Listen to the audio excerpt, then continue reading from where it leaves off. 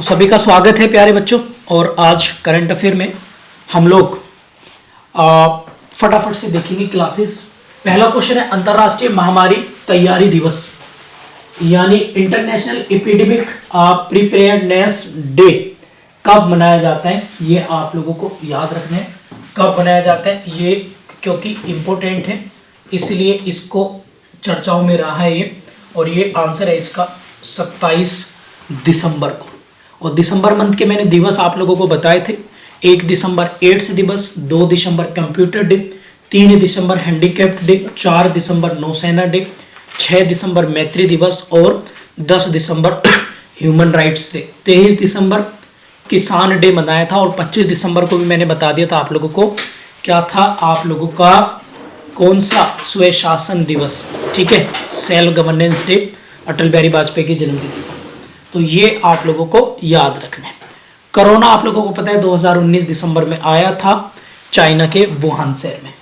अब यहाँ पर ये है 25 जनवरी।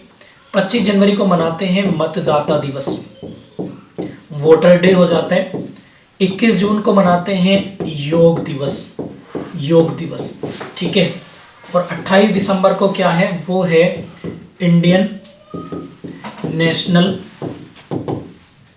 कांग्रेस, भारतीय राष्ट्रीय कांग्रेस डे, ठीक है। ये आप लोगों को याद रखना है। और ये कब स्टैब्लिश हुई थी, 1885 में। कहाँ पर हुई थी, मुंबई में हुई थी। और मुंबई में भी किस फाउंडर कौन थे, ए.यू. Hume, AU. ह्यूम इसके फाउंडर थे। इसके पहले अधिवेशन के अध्यक्ष कौन बने थे, तो बने थे डब्ल्यू.सी. बैनर्जी, जो बंबई में हुआ था। दूसरे के कौन बने थे, दादा भाई नौरोजी, दादा भाई नौरोजी। दादा भाई नौरोजी कब बने थे, ये बने थे आप लोगों के कलकत्ता अधिवेशन में, कलकत्ता अधिवेशन। और ये कब हुआ था आप लोगों का, 1886 में, ठीक है। नोट कर लेंगे सारे बच्चे। तीसरा अधिवेशन और चाहो तो लिख लेना इसका, तीसरा अधिवेशन ये मद्रास में हुआ था, तीसरा अधिवेशन 1887 में। और इसके हुए थे बदरुद्दीन तैयब जी, बदरुद्दीन तैयब, ठीक है। ये फर्स्ट मुस्लिम प्रेसिडेंट थे इंडियन नेशनल कांग्रेस के। चौथे के थे जॉर्ज यूले, ये हुआ था 1888 में। और ये हुआ था कहाँ पर, प्रयागराज यानी इलाहाबाद में, इलाहाबाद में first European president of the Indian national Congress. तो ये भी आप लोग प्लीज याद रखेंगे, ठीक है। इसके साथ साथ भारतीय राष्ट्रीय कांग्रेस की अगर मैं बात करूं तो 2 चीजें और आप लोगों को याद रखनी है प्यारे बच्चों। और वो कौन सी हैं भारतीय राष्ट्रीय कांग्रेस की, एक तो 1917 में आप लोग देखेंगे इस अधिवेशन में एनी बेसेंट प्रेसिडेंट बनी थी। और ये फर्स्ट वुमेन प्रेसिडेंट बनी थी एनी बेसेंट। एक आप लोग याद रखेंगे 1925 का, इस अधिवेशन में सरोजनी नायडू बनी थी। ये फर्स्ट इंडियन वुमेन थी, फर्स्ट इंडियन वुमेन थी, ये भी आप लोग याद रखेंगे, पहली भारतीय महिला। बात क्लियर होगी सभी को, कोई दिक्कत तो नहीं, चलिए। तो ये 2 आप लोगों को याद रखना है। 1924 में बेलगांव अधिवेशन हुआ था और उसमें महात्मा गांधी अध्यक्ष जो है वो बने थे, ठीक है भाई, क्लियर हो गया। चलिए, तो हिस्ट्री का टॉपिक था, इसको बस इतना ही रखेंगे। अब आगे बढ़ेंगे अगले क्वेश्चन की ओर। तो अगला क्वेश्चन है, हाल ही में राजस्थान विधानसभा के नए अध्यक्ष कौन बने हैं। तो पहले राजस्थान विधानसभा के पहले अध्यक्ष अभी जो बने हैं, ऑप्शन है आपका ऑप्शन नंबर डी इसका सही होगा, वासुदेव देवनानी। वासुदेव देवनानी जो है वो इसके क्या बने हैं, आप लोग याद रखेंगे, अध्यक्ष, अभी स्पीकर बने हैं विधानसभा असेंबली के, ठीक है। क्लियर है, क्लियर होगी बात सभी को। और अभी आप लोगों ने देखा है कि अभी नए इलेक्शन हुए हैं, कहाँ कहाँ पर इलेक्शन हुए एक बार देख लेते हैं। तो अभी इलेक्शन हुए राजस्थान में, कहाँ पर, राजस्थान में विधानसभा सीटें कितनी है भाई, बताइए सबकी विधानसभा सीटें। तो यहाँ पर है 200। और यहाँ पर जो स्पीकर बने हैं वो कौन बने हैं, देवनानी स्पीकर बने, ये स्पीकर, ठीक है। और सीएम कौन बना है यहाँ पर, आप लोग बताइए फटाफट से। सीएम तो भजन लाल, कौन है सीएम, कौन है भजन लाल शर्मा, भजन लाल शर्मा यहाँ पर सीएम बने। इन सबके नाम अभी मैं लिखवा दे रहा हूँ। इसके बाद है आप लोगों का नेम लिखेंगे तेलंगाना। तेलंगाना में इलेक्शन हुए और यहाँ पर विधानसभा सीटें 119, और यहाँ पर जो बने हैं वो बने हैं जो स्पीकर बने उनका नाम आप लोग लिख लेंगे। स्पीकर का नाम लिखेंगे फटाफट से, गद्दाम प्रसाद कुमार, गद्दाम प्रसाद कुमार, गद्दाम प्रसाद कुमार। यहाँ पर कौन बने? स्पीकर बने, ठीक है, गद्दाम प्रसाद कुमार, ठीक है। और यहाँ के अगर यहाँ की बात करूं आप लोगों से तेलंगाना की, तो कौन बने हैं वो लिखे हैं रेवंत रेड्डी, रेवंत रेड्डी आप नाम रखेंगे आप लोग, रेवंत रेड्डी इनका नाम है, अब्दुल्ला रेवंत रेड्डी। ये जो है यहाँ के चीफ मिनिस्टर बने। और तेलंगाना कब बना था? 2 जून 2014 को। इसके बाद नए हैं मिजोरम। मिजोरम में इलेक्शन हुए हैं और यहाँ पर विधानसभा सीटें कितनी हैं? 40 विधानसभा सीटें थी। कितनी थी मिजोरम में? 40 विधानसभा सीटें। वेरी वेरी इंपॉर्टेंट है, ठीक है। और यहाँ की अगर मैं बात करूं आप लोगों से, तो मिजोरम का आप लोग लिखेंगे कौन बने हैं, लिखेंगे लाल बियाक जामा, लाल बियाक जामा। ये कौन बने भाई साहब? ये यहाँ के लाल बियाक जामा कौन बने हैं? वो बने हैं, लिखेंगे फटाफट से, लिखेंगे यहाँ के स्पीकर बने हैं, ठीक है। ये आप लोगों को नोट करना है। और मिजोरम के वो कौन है, क्या बोलते हैं उसका चीफ मिनिस्टर, तो उनका नाम है लालदू लोमा, लालदू लोमा। यहाँ के चीफ मिनिस्टर कौन है? लालदू लोमा, लालदू लोमा यहाँ के, लालदू होमा है, सॉरी, लालदू होमा यहाँ के क्या बने हैं? चीफ मिनिस्टर बने। इसके बाद हमारा है एमपी। एमपी में तो आपको पता ही है 230 विधानसभा सीटें हैं। और यहाँ पर कौन बने हैं एमपी में? भाई एमपी में कौन बने हैं भाई यहाँ पे बताइए जल्दी से। मध्य प्रदेश में और उत्तर प्रदेश की ससुराल है उनकी, ठीक है। तो वो बने हैं कौन? मोहन यादव, ठीक है। कौन बने हैं? मोहन यादव, ठीक है। तो मोहन यादव का नाम आप लोग नोट कर लेंगे। मोहन यादव कौन बने हैं? एमपी के, ठीक है। और यहाँ पर गवर्नर वो कौन बने हैं? जो पहले फॉर्मर एग्रीकल्चर मिनिस्टर थे, नरेंद्र सिंह तोमर, नरेंद्र सिंह तोमर ये बने हैं क्या? मध्य प्रदेश विधानसभा के, याद रखेंगे, मध्य प्रदेश विधानसभा के स्पीकर बन गए। और Narendra Singh Tomar farmer agriculture minister थे भारत सरकार के, ये भी आप लोग याद रखेंगे। इसके बाद एक राज्य और रह गया आप लोगों का, वो है छत्तीसगढ़। अब छत्तीसगढ़ का फटाफट से देखेंगे तो छत्तीसगढ़ के कौन बने हैं? विधानसभा अध्यक्ष वो बने हैं। इसमें विधानसभा सीटें कितनी है छत्तीसगढ़ की? छत्तीसगढ़ की विधानसभा सीटें बताइए जल्दी से। और यहाँ के बने हैं रमन सिंह। कौन बने हैं? रमन सिंह यहाँ के आप लोग नोट करेंगे। रमन सिंह यहाँ पर क्या बने हैं छत्तीसगढ़ में? तो छत्तीसगढ़ में रमन सिंह बने हैं क्या? स्पीकर। और यहाँ के मुख्यमंत्री का नाम बताइए। यहाँ की विधानसभा सीटें हैं 91। तो ये आप लोग जो है प्लीज नोट कर लेंगे, सारे के सारे बच्चे नोट कर लेंगे। और विष्णुदेव साहे, विष्णुदेव साहे, विष्णुदेव लिख लेंगे आप लोग। यहाँ के क्या बने हैं? वो चीफ मिनिस्टर बने हैं। तो ये एक ही पूरे टॉपिक में इसको नोट कर लेना, एग्जाम के पॉइंट ऑफ व्यू से वेरी वेरी वेरी इंपॉर्टेंट है, एग्जाम में आप लोगों को आएगा। आगे बढ़े भाई, किसी को कोई दिक्कत तो नहीं? आगे बढ़े प्यारे बच्चों, जल्दी से मुझे बता देंगे। और सारे बच्चे यदि समझ में आ रहा है तो एक बार जय भारत टाइप कर दीजिएगा प्लीज कमेंट बॉक्स में, ठीक है। चलिए आगे देखेंगे। क्वेश्चन नंबर 3 है ब्रेकिंग द मोल्ड री इमेजिनिंग इंडियाज इकोनॉमी फ्यूचर्स पुस्तक किसने लिखी है? ठीक है, तो ये पुस्तक का नाम आप लोगों को बताना है। तो ये है रोहित लांबा। किसने लिखी है भाई? ये लिखी है रोहित लांबा ने। ये आप लोग नोट कर लेंगे, वेरी वेरी इंपॉर्टेंट है, रोहित लांबा, ठीक है। और रोहित लांबा अगर हम बात करें, ये लेखक हैं, ठीक है। रोहित लांबा क्या हैं? ये लेखक हैं।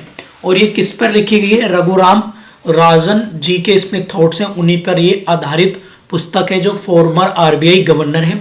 तो ये आप लोगों को याद रखना है, ठीक है। क्लियर होगी बात सभी को? अब ये इन लोगों के भी कुछ पुस्तकें हैं, ये भी मैं बता देता हूँ। ये है हेरिटेज ट्रीज ऑफ गोवा, तो इनकी पुस्तक लिख लेंगे एक आप लोग, हेरिटेज ट्रीज ऑफ गोवा, ये इनकी पुस्तक है। ऋषिराज जी की पुस्तक का नाम लिखेंगे फटाफट से, ये नोट कर लीजिएगा आप लोग। ऋषिराज जी की पुस्तक लिखेंगे कारगिल एक यात्री की जुबानी, कारगिल एक यात्री की जुबानी, कारगिल एक यात्री की जुबानी।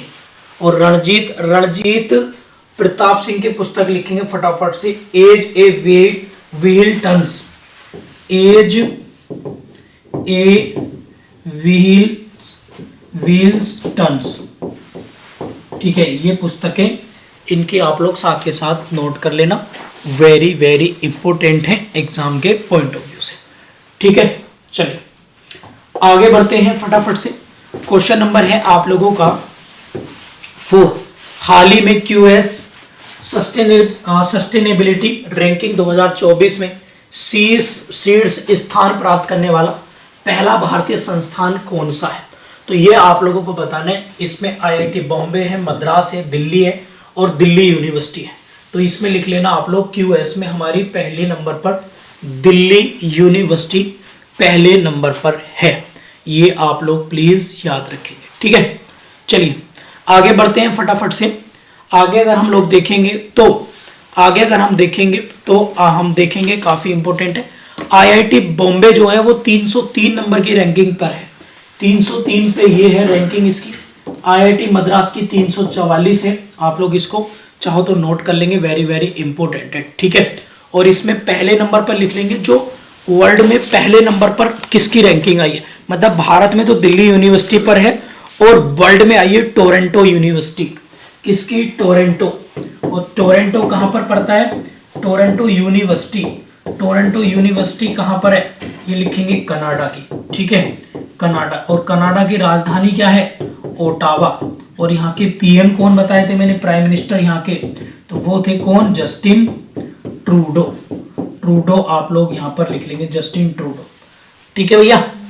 क्लियर हो गया सभी को? ये बात क्लियर हो गई। चलिए आगे बढ़े। क्लियर है। और यहाँ की मुद्रा क्या है? कैड, कनाडियन डॉलर है, उसको कैड बोलते हैं, तो यहाँ की वो करेंसी है। आगे बढ़ेंगे, क्वेश्चन नंबर 5 हम लोग देखेंगे, हाल ही में आईसीसी का ग्लोबल क्रिकेट पार्टनर कौन बना है? आईसीसी का ग्लोबल क्रिकेट पार्टनर, तो सबसे पहले इस आंसर को, क्वेश्चन को डिस्कस करेंगे, फिर आईसीसी से रिलेटेड फैक्ट को भी हम लोग जो है वो पढ़ेंगे, वेरी वेरी इंपॉर्टेंट है। तो आईसीसी का ग्लोबल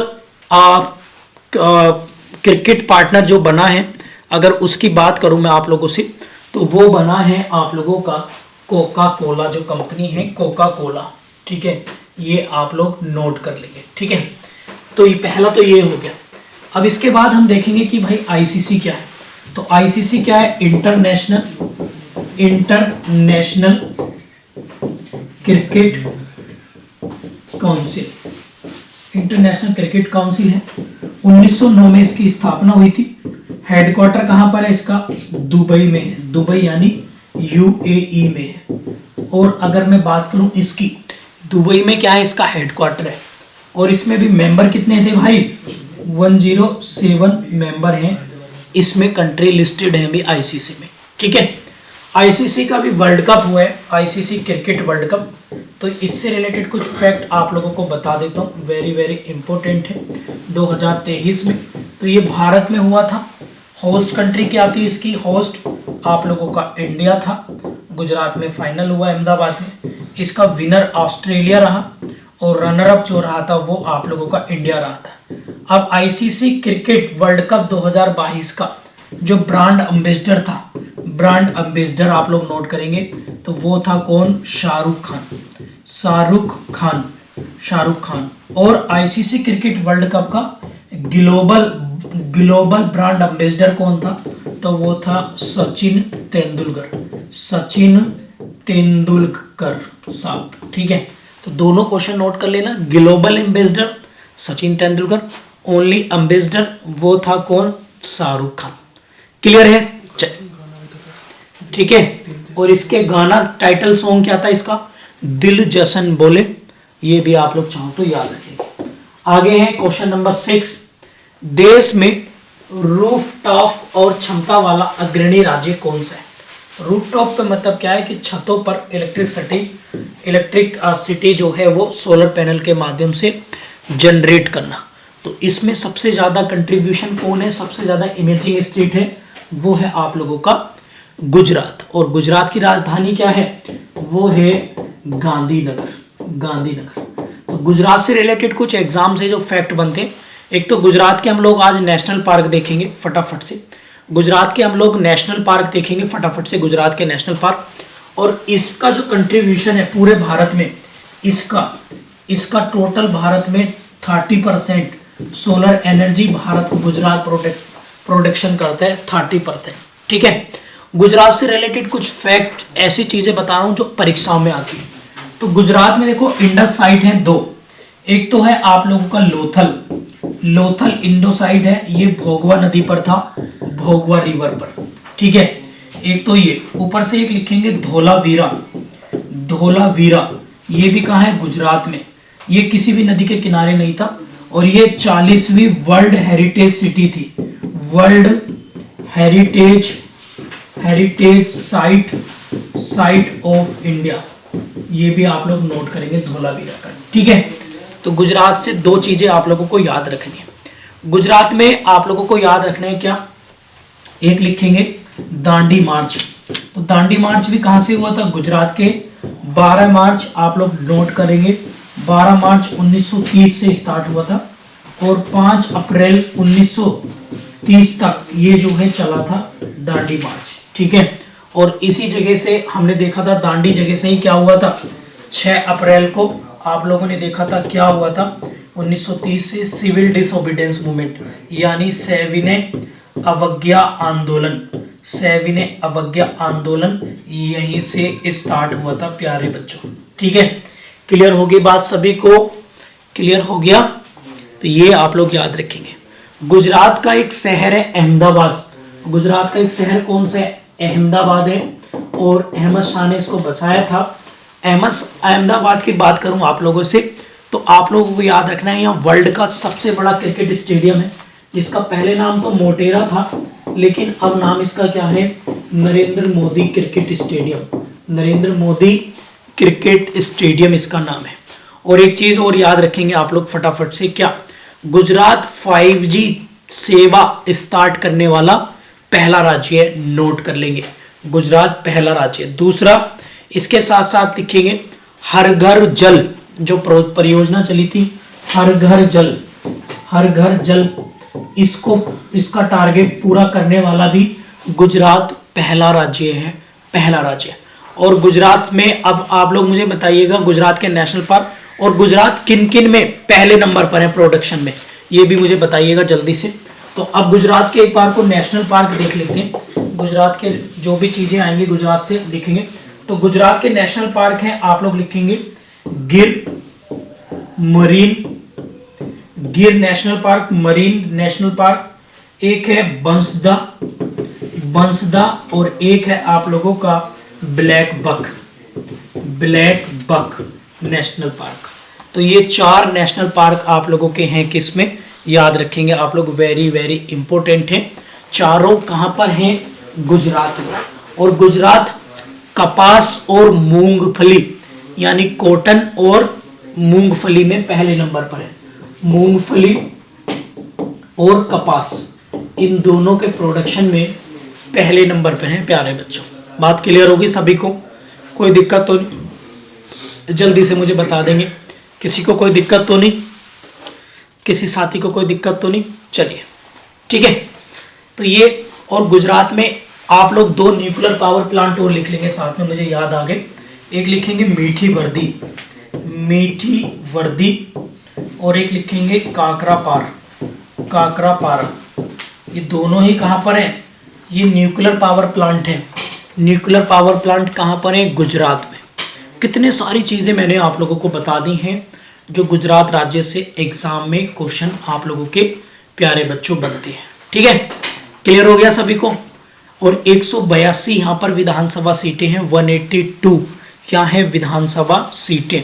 और एक चीज और याद रखेंगे आप लोग फटाफट से, गुजरात में है स्टैचू ऑफ यूनिटी, किसकी है? सरदार वल्लभ भाई पटेल की, 182 हाइट है उसकी, ये भी आप लोग याद रखेंगे। ठीक है, और कौन सी नदी पर है?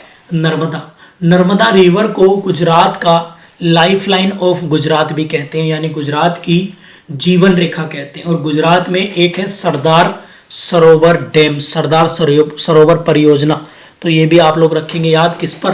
नर्मदा रिवर पर है, नर्मदा नदी पर है। याद हो गए बहुत सारी चीजें आप लोगों को। चलिए आगे बढ़ते हैं अगले क्वेश्चन की ओर। मैं उम्मीद करता हूं कि आप लोगों को ये समझ में आ गया होगा। नेक्स्ट क्वेश्चन है हमारा क्वेश्चन नंबर 7, निम्नलिखित में से कौन सा सही सुमेलिखित नहीं है, मतलब सही है, मतलब ये हमें बताना है। ठीक है, तो which of the following is are correctly matched. तो 15वां ब्रिक्स शिखर सम्मेलन 2023 कहाँ हुआ? तो भाई ब्रिक्स शिखर सम्मेलन तो आपका जो तो हुआ था, ये तो गलत है नाडी, ये हुआ था आप लोगों का साउथ अफ्रीका में। कहां पर? South Africa. ठीक है, साउथ अफ्रीका में हुआ था। और नाडी फिजी में क्या हुआ था? यहां पर हुआ था 10 जनवरी को, क्या? हिंदी सम्मेलन। हिंदी सम्मेलन आप लोग नोट करेंगे, कब? 2023 में, लगभग 1 साल पहले। ठीक है, क्लियर है? क्लियर होगी बात सभी को? आगे बढ़ेंगे फटाफट से। इसके बाद है, ये है 32वां नाटो का शिखर सम्मेलन 2023 का हुआ। भाई ये तो नई दिल्ली में तो नहीं हुआ था, ये हुआ था लिथुआनिया में। तो नोट करेंगे लिथुआनिया में। कहां पर? लिथुआनिया में। लिथुआनिया में हुआ था, ये भी आप लोग याद रखेंगे 2023 का। पहले तो मैं ब्रिक्स बता देता हूं, ब्रिक्स क्या है। ब्रिक्स है, ये कई बार मैं बता चुका हूं तो ज्यादा मैं डिटेल में बता नहीं रहा, चलिए फिर भी लिख देता हूं एक बार छोटा छोटा। तो ब्रिक्स कहां पर है? ब्रिक्स की स्थापना 2009 में होती है। 2010 में इसमें साउथ अफ्रीका ऐड होता है, साउथ अफ्रीका होता है। ठीक है, और ब्रिक्स में मेंबर कितने हैं टोटल? तो मेंबर है इसमें 5, और अभी इसमें और मेंबर जोड़ने की बात की गई है, वो मैं आगे बताऊंगा। 6 मेंबर और जोड़ने की बात इसमें चल रही है अभी। और इसमें ब्रिक्स की 2023 की सबमिट कहाँ हुई है? तो ये अभी मैंने बताई आपको साउथ अफ्रीका। और 2024 में कहाँ होगा ये होगा आप लोगों का ब्राजील में। ठीक है, इसके बाद नाटो आता है। तो नाटो की फुल फॉर्म क्या है? नॉर्थ एटलांटिक ट्रीटी ऑर्गेनाइजेशन, और ये बनता है 1949 में। और इसमें मेंबर है 31वां मेंबर बना है इसका फिनलैंड। कौन सा बना है? फिनलैंड इसका मेंबर बना 31वां। और इसका ब्रुसेल्स यानी बेल्जियम, ब्रुसेल्स बेल्जियम जो है इसका हेडक्वार्टर है भाई साहब, ये आप लोग याद रखेंगे। और अगली 2023 की तो ये होगी, अब 2024 में जो इसकी सबमिट होगी वो वाशिंगटन में होगी, यूएसए में। तो ये भी आप लोग नोट कर लेना, नाथ होगी। ठीक है, क्लियर हो गया? आगे बढ़े, चलिए छोड़िए इसको, फिर आगे देखते हैं फटाफट से। फिर है 43वां आसियान शिखर सम्मेलन, कहां पर हुआ? तो ये जकार्ता इंडोनेशिया। वेरी गुड, ये अच्छा है, मतलब ये राइट आंसर होगा इसका। तो जकार्ता में हुआ है, इस क्वेश्चन के अकॉर्डिंग ये सही बात है, आसियान।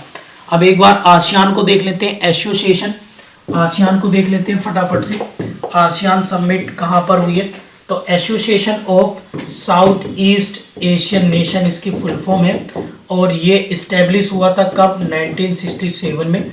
आप लोग इसको नोट करेंगे। और इसमें जो मेंबर हैं वो भी 11 मेंबर हैं। और 11वां मेंबर कौन है? तिमोर लिस्ते इसका। भारत इसका मेंबर प्यारे बच्चों नहीं है, भारत इसका मेंबर नहीं है, ये भी आप लोग याद रखेंगे। ठीक है, इसके साथ साथ ये जो अगला समिट हो, इसका अगली समिट कहाँ होगी? अगली समिट इसकी कहाँ होगी? आसियान की, बताइए जल्दी।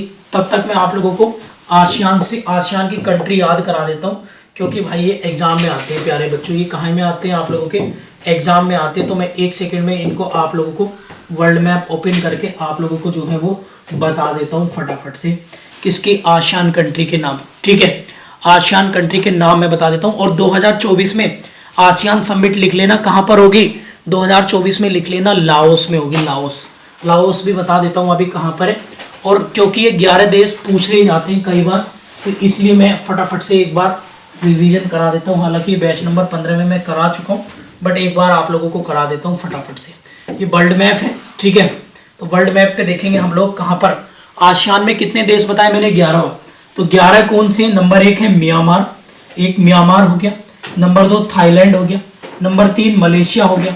नंबर 4 आप लोगों का नीचे आएगा यहाँ पर, ये सिंगापुर हो गया। नंबर 5 आप लोगों का ब्रुनोई हो गया। फिर 6 वियतनाम हो गया और लाओस हो गया नंबर 7। और लाओस में 2024 में बैठक होगी इस साल आसियान की।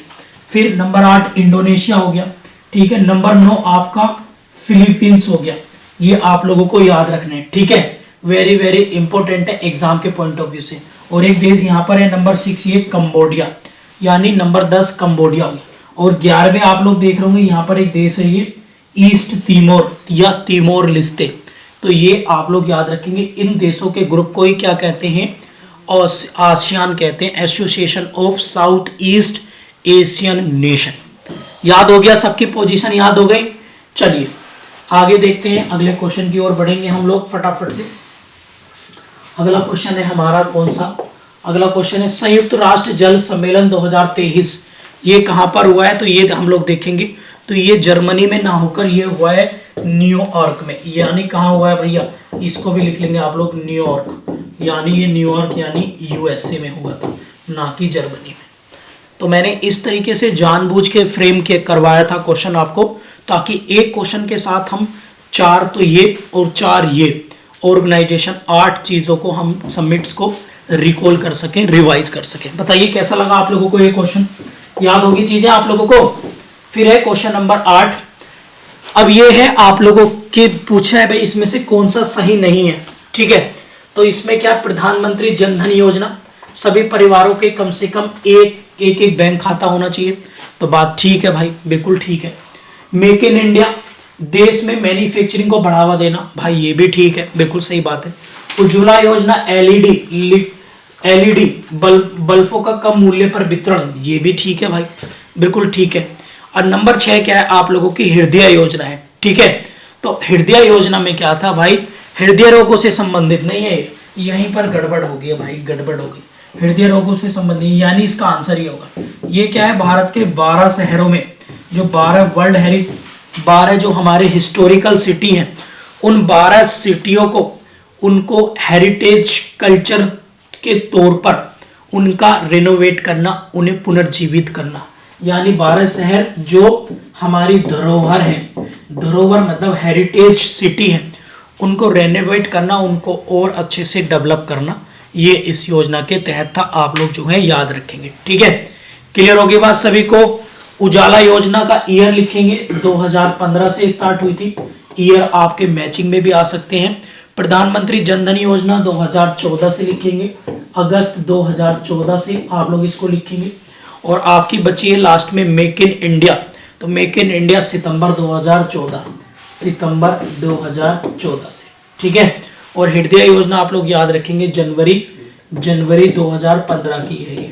ये क्वेश्चन आ चुका है यूपीपीसीएस में, ठीक है, ये क्वेश्चन आ चुका है, तो मैंने आप लोगों को करा दिया, कभी दोबारा एग्जाम में आ जाए तो यानी ये पता लग जाएगा कि भाई इस तरह के एग्जाम में क्वेश्चन आप लोगों के बनते हैं, ठीक है भैया। आगे है क्वेश्चन नंबर 9, डीप फेक के विषय में कौन सा कथन जो है वो आप लोगों का असत्य है, which statement is false about the deep fakes, तो ये आपको बताना है, ठीक है। तो इसमें अगर हम बात करें, डीप फेक एक एडिट वीडियो होता है जिसमें किसी व्यक्ति के चेहरे को या अन्य किसी चेहरे में बदल दिया जाता है, तो भाई सही बात है। इसमें मशीन लर्निंग और आर्टिफिशियल इंटेलिजेंस का सहारा लिया जाता है, हाँ सही बात है। इसमें वीडियो और ऑडियो को टेक्नोलॉजी और सॉफ्टवेयर की मदद से बनाया जाता है, हाँ सही है। इस तरह के फोटोज वीडियोस में हिडन लेयर्स होते हैं जिन्हें आसानी से पहचाना जा सकता है, नहीं, यही इसका आंसर होगा, ठीक है। डीफेक वीडियो आप लोगों को चर्चा में आया होगा, जो कौन थी साउथ एक्टर्स थी वो पता नहीं, तो और मोदी जी के भी कितने बन रखे हैं आजकल, बहुत सारी चीज़ें इनकी बन रही हैं। तो ये जब से एआई आया है तब से जो है ये काफ़ी प्रचलित है, तो ये इस पे क्वेश्चन आपका बन सकता है स्टेटमेंट के रूप में, ठीक है। इस तरह के क्वेश्चन पसंद आ रहे हैं आप लोगों को, ऐसे ही एग्जाम में क्वेश्चन आते हैं भैया, ये आप लोग ध्यान रखना। नेक्स्ट क्वेश्चन है क्वेश्चन नंबर 10, इसमें से भी असत्य बताना है, मतलब कौन सा गलत है ये बताना है। तो चलिए अब देखते हैं इसमें कौन सा। तो इसमें अगर हम देखें राष्ट्रीय गान यानी जनगण मनगण पहली बार 27 सितंबर 1911 को गाया गया था, सही बात है। कांग्रेस का अधिवेशन हुआ था और पंडित विशन नारायण धर इस अधिवेशन के अध्यक्ष थे। तो ये भी आप लोग जो है नोट कर लेंगे कांग्रेस के अधिवेशन में, तो ये इंपॉर्टेंट है, ये याद है। राष्ट्रीय गीत वंदे मातरम 24 जनवरी 1950 को अपनाया गया, हाँ सही बात है। और जनगण मनगण भी तभी अपनाया गया था। राष्ट्रीय चिन्ह अशोक चिन्ह का स्तंभ 25 जनवरी 1900 को अपनाया गया। तो ये 25 की नहीं बल्कि ये 26 जनवरी है, यहाँ पर डेट कर लेंगे, तो यही इसमें असत्य है, तो यही इसका आंसर हो जाएगा। और राष्ट्रीय पंचांग जो है नेशनल कैलेंडर वो 22 मार्च 1957 को अडॉप्ट किया गया था, ये सही बात है। और 22 मार्च को कौन सा दिवस मनाते हैं हम लोग? जल दिवस मनाते हैं प्यारे बच्चों, ठीक है। क्लियर हो गया सभी को? क्लियर हो गया भाई सभी को? जल्दी से मुझे बताएंगे सारे बच्चे, ठीक है। क्लियर है? आगे बढ़े आगे बढ़े आगे बढ़े चलिए। तो ये 10 क्वेश्चन थे जो आपके एग्जाम के पॉइंट ऑफ व्यू से काफी इंपॉर्टेंट थे। उम्मीद करता हूं कि आप लोगों को ये करंट अफेयर का सेशन पसंद आया होगा, और यदि पसंद आया तो प्लीज़ अपनी राय मुझे कमेंट बॉक्स में रखिएगा और मुझे अपना रिव्यू भी ज़रूर दीजिएगा। और मैं कोशिश करूंगा कि बेहतर से बेहतर और चीज़ें ईजिली तरीके से आप लोगों को क्वेश्चंस के माध्यम से आप लोगों को मैं बताऊँ, ठीक है। तो आप लोग इसको कर सकते हैं। अच्छा, जो लोग MP सिविल जज देने जा रहे हैं, मध्य प्रदेश सिविल जज देने जा रहे हैं और हमारे टारगेट फॉर IQ परिवार का हिस्सा है, टारगेट फॉर IQ परिवार का वो किसी ना किसी ग्रुप में बैचेज में रहे हैं, तो उनके लिए टेस्ट सीरीज जो है वो ऑफ कर दी गई है, 50% ऑफ कर दिया है उन लोगों के लिए। तो वो 500 रुपये में ही मध्य प्रदेश सिविल जज की टेस्ट सीरीज जो है वो ज्वाइन कर सकते हैं, ठीक है, जिन लोगों को करनी है।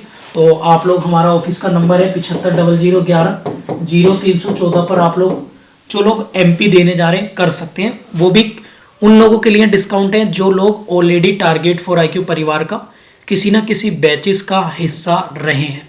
और यदि जो नहीं है उन्हें आप रिकमेंड कर सकते हैं, उनके लिए फीस जो है वो 699 है, ठीक है। इसमें 50 टेस्ट हम लोग दे रहे हैं, 10 मॉक टेस्ट और 40 सब्जेक्टिव वाइज।